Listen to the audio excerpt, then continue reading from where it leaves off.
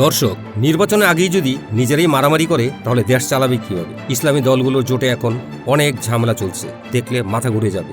ফেব্রুয়ারি 12, 2026 জাতীয় সংসদ নির্বাচন সামনে, আর ঠিক এই সময়ই জামায়াতে ইসলামী নেতৃত্বাধীন 11 দলীয় ইসলামী জোট বড় ফাটল।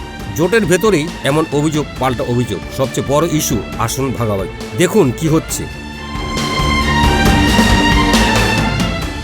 ইসলামী আন্দোলন বাংলাদেশ তারা চায় 50 থেকে 70টা আসন, কিন্তু জামায়াত নাকি দিতে চাচ্ছে মাত্র 40টা।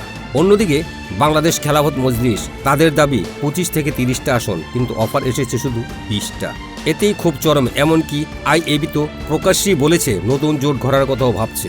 এখানেই প্রশ্নটা গুরুত্বপূর্ণ, এটা কি শুধু আসনের লড়াই, নাকি ভেতরে ভেতরে আরো বড় ভাঙন? বিশ্লেষকরা বলছেন জামায়াত আর আইএবির মধ্যে আদর্শগত পার্থক্য আগেই ছিল। এক পক্ষ রিফমিস্ট, আরেক পক্ষ তুলনামূলক রক্ষণশীল, কিন্তু নির্বাচন সামনে আসায় চাপটা এখন বিস্ফোরণের মতো বেরিয়ে আসছে। আরেকটা চমকপ্রদ তথ্য শুনুন, জামাত থেকে নিজেরাই 179টা আসন রেখে দিয়েছে, এনসিপিকে দিয়েছে 30টা, কিন্তু আইএবি এখনো পুরোপুরি বোর্ডেই আসেনি। কিন্তু এখানেই শেষ না। এ ভাঙন যদি বাস্তবে হয় তাহলে সবচেয়ে বেশি ক্ষতিটা কার হবে জানেন?